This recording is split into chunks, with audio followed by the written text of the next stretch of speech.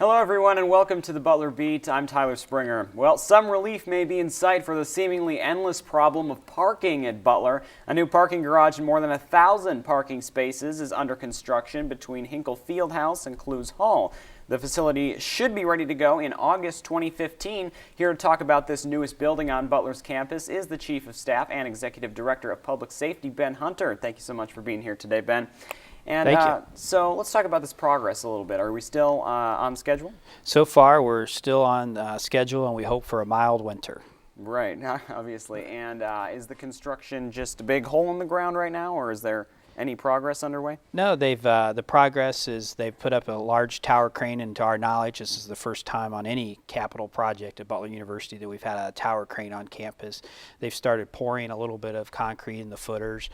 They've laid out the scope of the project, so they are on track. And with a mild winter, and even if we have harsh conditions, they'll be able to work through some of that. So we do expect the garage portion to be open in August 2015. Sure, and students will be able to purchase permits for the fall semester next Well, the garage will be restricted to faculty, staff, and commuter students and be our main visitor parking lot for campus. So residential students will not be able to be permitted to park in the facility unless it's an event, for a basketball game and they're just coming for that event. Essentially, a parking garage will not do us any good unless we have turnover parking to be able to generate capacity throughout the day and through event management. Okay. So what made you, with the decision to not open it up to just residential students? Well, we feel residential students have enough capacity currently. We're always looking to expand that. We have the I-Lot that we put online last year that can also serve for residential student parking. In most campuses, you see residential parking outside the core of campuses.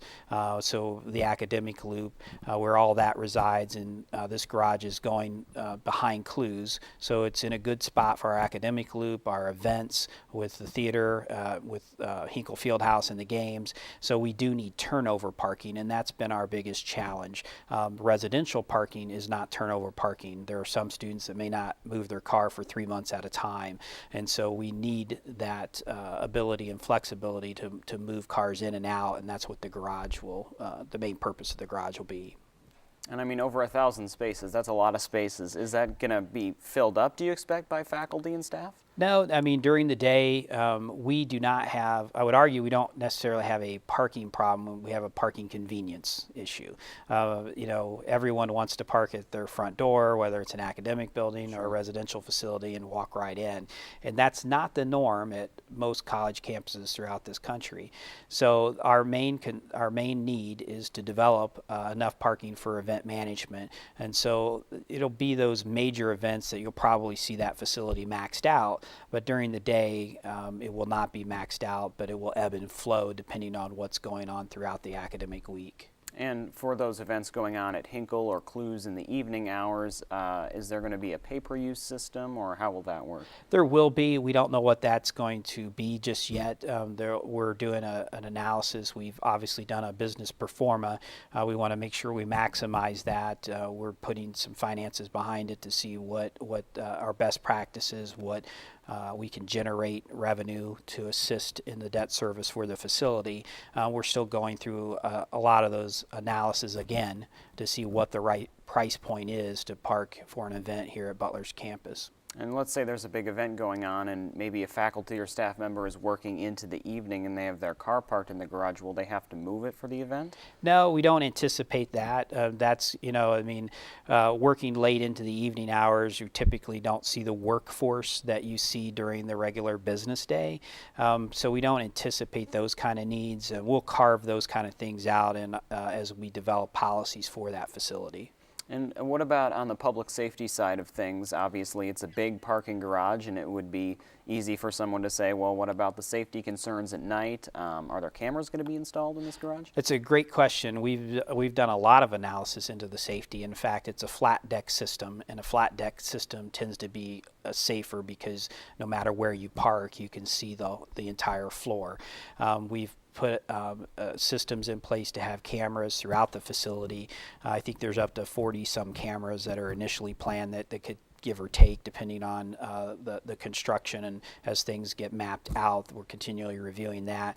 They'll obviously have BUPD patrols through the facility. We'll have our contract security will also patrol that facility. We'll have code blue phones throughout the facility as well, and so we're doing a lot of things to take safety into consideration for that garage. And for the BUPD, will they just be walking around, or is that at night or during the day as well? Oh, they'll do both. Okay. They'll do, I mean, the patrols for the division vary. I mean, during nice weather, they may be on a bike, they may be on a Segway, or in the vehicle, or walking during the winter. They typically will do walking and in cold weather gear and with the vehicles, but it'll be a heavily patrolled facility. And let's say a residential student just really, really wants to park in the garage. Can they, pay maybe extra to park in it, even though they're not a commuter? We haven't gone through that exercise. We probably won't set that precedent. Again, we're trying to move out the core residential parking to other areas of campus. And if you've seen a trend lately where a lot of that residential parking has been, mainly focused to the south of 46th Street, with some exceptions around Fairbanks, with additional faculty and staff parking that the committee just brought back online that was residential. And you're seeing more of the commuter faculty, staff, and visitor parking be concentrated to the north of 46th Street corridor of campus. I don't think that's going to change, and we wouldn't want to set a precedence because, again, the parking garage really is about turnover parking. Sure. And then going into the spring, can the residential students expect any conflicts with traffic or parking going into the construction season? Well, it has been a lot of construction on campus, and then obviously in March we plan to break ground on the new residential facility. Right. So yes, there's going to be frustrations with a little bit of traffic and the traffic patterns. I will tell you, I thank our faculty, staff, students, and visitors enough for what we've thrown at them, and that's a good thing. We're a growing campus, a growing community. Butler's on the rise nationally here and in the Midwest. Those are all great things, and in order to to make Butler the great value it is, and continue to do great things for your degree and other students and constituents that come to this university, we have to do adequate capital planning, and we're going through those exercises now. So we do take that into consideration, and the frustrations and the headaches of not just faculty, staff, and students, but also the BT&A neighborhood around us. We'll continue to communicate those changes and do the best we can on detour routes, but yes, there will be some shutdowns depending on lines that'll be put in. We've gotten through that on the garage mainly, but when the housing breaks ground, we'll have a little bit more of that. Right. And obviously the first floor is going to be retail spaces. How many spaces are there? Well, we have 15,000 square feet available, and that could be partitioned off. We're going through that exercise now. Students, faculty, and staff, and neighborhood residents can expect a survey to their inbox asking for their input about mid-January or toward the latter part of January. We're working with the Butler Consulting Group to help develop that survey. We have a committee set up. Students are represented there, and we're just getting input. We've gotten initial interest in that retail, so we know that there's a high interest in it. We just have to walk through what the options are for the university. And what kind of retail are we talking about? We're talking about clothing, food, convenience stores? Well, right now the interest seems to be on an anchor restaurant that would serve breakfast, lunch, and dinner to the north end of that facility. And then we've had interest in other what I would consider smaller, more fast food type restaurants that are equivalent to sandwich style shops, Subway shops, those kind of things. So we're getting those letters of interest. We're talking to those investors. We're talking to those vendors and organizations just to see what we can map out. I don't have a real sense of whether it'll be 5, whether it'll be 2, or anything like that. We're going through those exercises right now. And has there been any talk about hours? Are any of these going to be open, later or earlier in the morning for college students, varying hours of their daily schedule? Yeah, we hope so. That's what makes a college campus vibrant. The students being able to use the facility, and not just that, just our faculty and staff. Maybe they want to have a meeting late into the hours or early breakfast. We certainly hope to. That's our goal as we talk to these individuals and these organizations that have interest there. Obviously, they have a market and they have to do what's best for their market, and but we're strongly encouraging and going that direction just in our initial conversations. And again, we've set up a committee that student government has helped us put student representation on that will be running those kind of things through that committee to gauge what they would like to see. And do you have any idea about how the ownership will work at all? Will it be just completely up to them, or will it be owned by Butler? It will not. The facility is owned by Butler. Right. They'll be leasing space back from us, and so that'll be passed through. The leases and all of that. Well, the tax that'll be actually, we're a nonprofit. That'll work. There'll be a profit organizations obviously there. Those taxes will pass through them. This is our first, other than the retail you see with the bookstore. This has not been our core competency, so we're taking our time and making sure we do it right. And we've hired a local broker here with CBRE Indy, who is assisting us and has vast experience and knowledge in this area. So we're excited about the opportunities that are coming our way. So are there any concerns about then these retail spaces like a food or a fast casual place taking business away from the C Club or Starbucks? I don't think so. I mean, you probably see the Starbucks line, and there'll be a diversion of business and more spread out, more equitable. But I don't think it's really going to hurt the bottom line. And in the summertime, there's been a void, obviously, of retail areas to eat, and so we see it as an opportunity to also market the campus for conferences and events that we do now, to where those students, whether they're K through 12 or whether it's professional development organizations, they typically have to go off campus to eat, or they will set up their food service through Airmark, through the contract service. But this just gives us new opportunities with potential new vendors that fill that space and that void on campus. And then do you expect to maybe negotiate with the food businesses for students to use their dog bucks or flex dollars? We're working through that with Airmark. I have a meeting set up with them, and that's on the table and of interest, and I think students would want that. So those are things that are still unknown at this time, but most certainly things we're considering. Sure. And then finally, let's talk about the design quickly. You guys didn't design this like a old parking garage that looks beat up. It's going to look pretty new and kind of different, correct? It is. It's a great design with a historic nature and taking into account the fabric of Butler and Butler Targeted neighborhood. That was one of the things, if it was just a traditional poured cast garage that you often see, we knew that there would be neighborhood remonstrance against it, and so we worked closely with the BTNA neighborhood and Midtown Indy, which is the overlay for this geographical area of Indianapolis. We had great input involved in the design. Our trustees were at the table in the design and concept.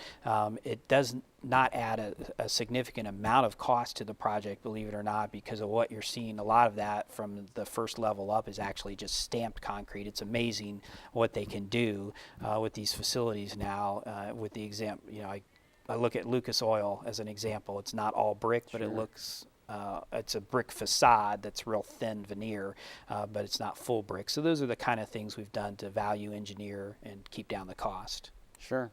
Awesome. Well, thank you so much, Ben Hunter, for being here. I really appreciate it. Oh, anytime. Thank you.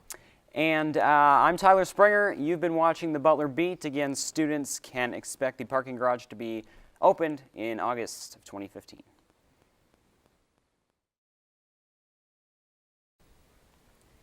The week before finals week at Butler is known as Stress Less Week, thanks to PAWS, which stands for Peers Advocating Wellness for Students.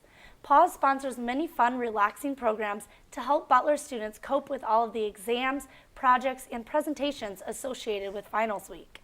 My guests today are from PAWS, Katie Utkin and Katie Koshnick. Thank you so much for being here today. Thanks for having us. So I want to talk a little bit about what we saw take place this week with Stress Last Week. When exactly did that kind of come about, and what events did you plan this year? Yeah, Stress Last Week always happens the week before finals each semester, so we start putting things into place about early November, and it's just a series of events throughout the week highlighting ways that students can de-stress before finals. So for example, this week we passed out free breakfast in the mornings in Jordan Hall. We had playtime with puppies in the HRC, and we also had chair massages in Atherton. Great. And I know, I'm a junior here on campus, and I know that this has been going on since I was a freshman. And those events that you noted, playing with puppies and chair massages, were also offered my freshman year. Were there any new events this year or new programs that you guys hosted? This semester, I don't think that we've really had any new programs during Stress Last Week, except I know that Atherton kind of collaborated with us, and they ended up having some kind of fun things during meal times. Like, I know one day they lowered the lights and played relaxing music, and they do the doodle at dinner stuff with us, so that was really nice of them. I also saw that Resco did something this year as well. Was that during lunchtime, or what exactly did they do for that? So in Atherton they did Doodle at Dinner, I think on Tuesday night, and then in Resco they did Let's Draw Lunch the next day, which was the same concept with paper on the tables and crayons. So I think dining services got much more involved this year, which we really appreciate. Yeah, absolutely, and that makes it a lot more enjoyable for students too as well. So who exactly chooses these events? I know PAWS hosts them, but as members of PAWS, do you guys get a say in what sort of events go on, or? Yes, we spend our meeting times kind of like a round table, and we all collaborate and kind of brainstorm different ideas that can go on during especially Stress Last Week, because it's so prevalent. We reach so many people through this entire week. So we'll all just like sit around, collaborate. We throw in some ideas and take some out and see what will work best for the entire campus. Great. And what are some events that the two of you would like to see implemented in the last years of college for you two? Yeah, I would love to see the massages event expand a little more, because we always have to turn so many students away because it's so popular. Another idea we had for this semester that didn't end up happening was we wanted to do a cocoa and canvas event, like the canvas painting and serve cocoa and kind of have a little holiday party. So I think we have some new ideas for future semesters to kind of spice things up, but it just depends on timing and money restraints. How about you, Katie? Any other events that you would like to see? Well, the cocoa and canvas was one of my main things. I got really excited about it during the meeting, and I think it's just a really great way. I know I paint a lot in my spare time, little that I have, but I know that it's very de-stressing, and you have to focus on one thing at a time, and I really like that, because if I'm not focusing on one thing at a time, my mind's on finals and a test at the end of the year, and so that Is would that be something very nice. students might be able to see in the spring semester or next year? I think so. We might change it because cocoa tends to be a holiday thing, but I'd really like to see that event happen next semester, so we'll try and see if that can get on the schedule for the spring. Great. And are all these events going to continue to be free for students? Absolutely, yes. Great. So PAWS stands for Peers Advocating Wellness for Students. And besides Stress Last Week, can you guys tell me a little bit about what you do on a normal basis personally to promote wellness for students? All right, so I know that I'm big into educating my friends, basically, on wellness aspects that vary through life. Like, I know that we'll sit down to meals and be like, okay, what can we eat next time that's maybe a little healthier? Can we add a little salad to this? And then GYT, Get Yourself Tested, is the first Tuesday of every month. And I know that that's just something to just throw out there, even if it's just kind of jokingly throughout the day, but somebody might hear it that it's really prevalent too. And that's really good too, because you don't have to go off campus for it. It's free. It's right there. It's very nice. Yeah, absolutely. And when did the both of you get involved with PAWS? I got involved with PAWS my freshman year. I found them at Block Party, and it seemed really interesting to me because I wanted to be a part of a group that supported making healthy choices and encouraged other people to take care of themselves. And then I was a member up until this year when I became co-president with Maria Thaman. Great. I also became a member my freshman year, first semester. I got really excited when my RA started getting really excited. She knew some different people in pause, including Katie. And it was really a nice aspect because you always hear about like the freshman 15 and you're going to go to college and you're going to lose all your health aspects. So it was really nice to get in, and we try to encourage each other to stay healthy throughout the entire year, no matter what's going on or anything. And it's always different ideas at how to stay healthy, not just the typical eat better, go to the gym, Yeah, that kind of absolutely. aspect. Well, this year was a little bit, I guess, rare for some of the freshmen because block party just didn't really happen. So how, I guess, can students get involved since they didn't really get that block party able to sign up? How can they get involved maybe next semester since the semester is coming to a close? Pause meets every Monday at 6:30 in the HRC overlooking the conference room. We tried to reach out to as many people as possible since block party didn't happen, but new members are welcome at any time, and it's kind of a roundtable discussion like Katie said. We discuss different topics happening in the news and then brainstorm for future programs. Great. And is Pause completely student run? Yes, we have a staff advisor, Sarah Barnes-Diaz, but for the most part it's just student run and we just discuss ideas amongst each other. Great. So I do know you mentioned get yourself tested and healthy eating and body image and whatnot. And on the webpage it actually mentions that Pause is talking about topics like healthy relationships and body images, eating disorders. What are some different programs or ways that you are able to touch on these touchy topics with students? I know that last year we had sort of a series of events kind of that focused on like healthy relationships in the sexual aspect. We had good sex starts with health and then communication. good sex starts with communication. And it was really interesting at how many people showed up. We didn't expect that great of a turnout, but it's really just you come in, we have food most of the time, just like little snacky things, and then we talk about these touchy subjects in a very straightforward manner. We're not going to hide anything. We want everyone to know all the facts right away.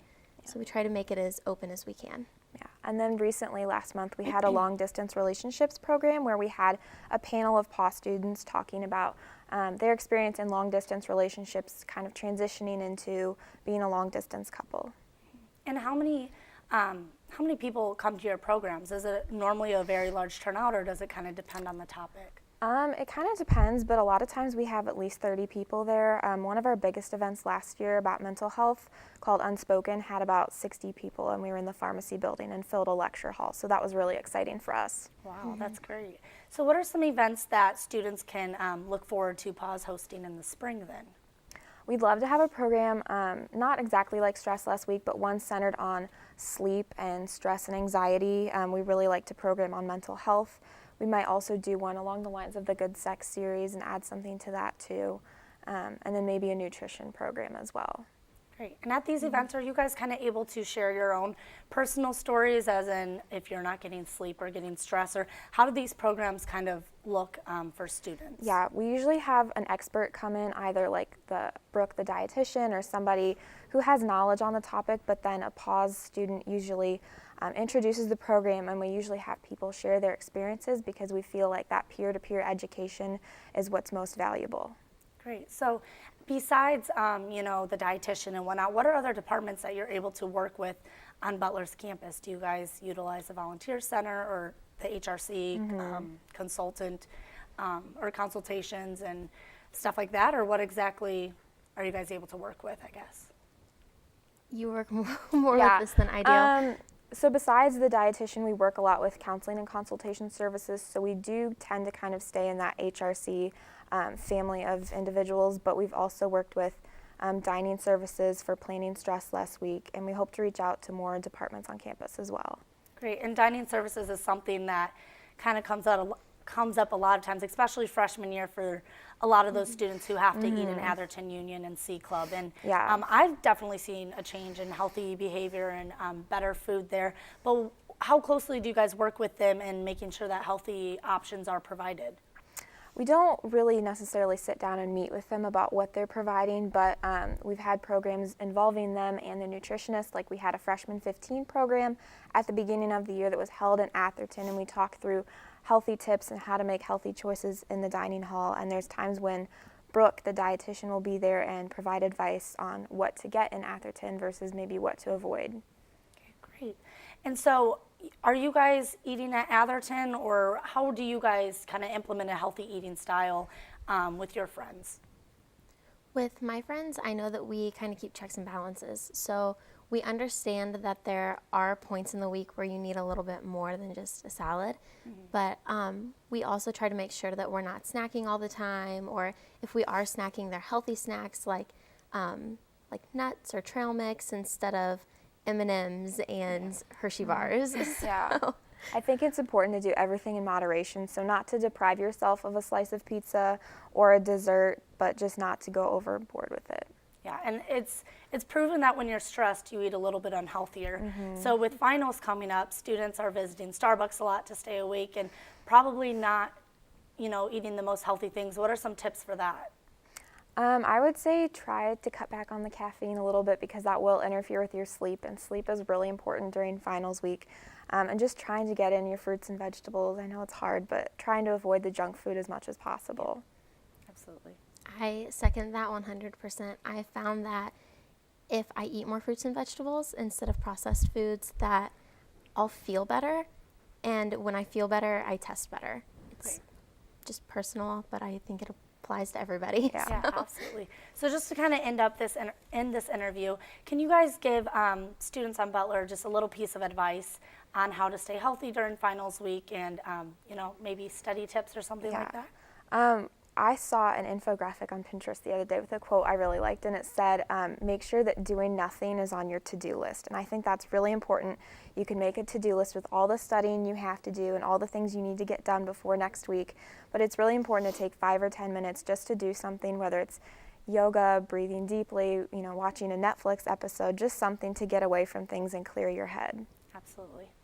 I would say go to the gym. I have a lot of pent-up stress and anxiety, and I feel like if I would just go to the gym for like maybe an hour every other day, then it would kind of release that stress and get me back into the studying mode. Absolutely. Do you guys have anything else you would like to add about pause? Nope, I don't think so. Great. Well, thank you, Katie and Katie, for joining me and being my guests today. Make sure you get plenty of sleep and study hard for finals. Good luck, Bulldogs. I'm Kaylee Ricks, and you've been watching The Butler Beat.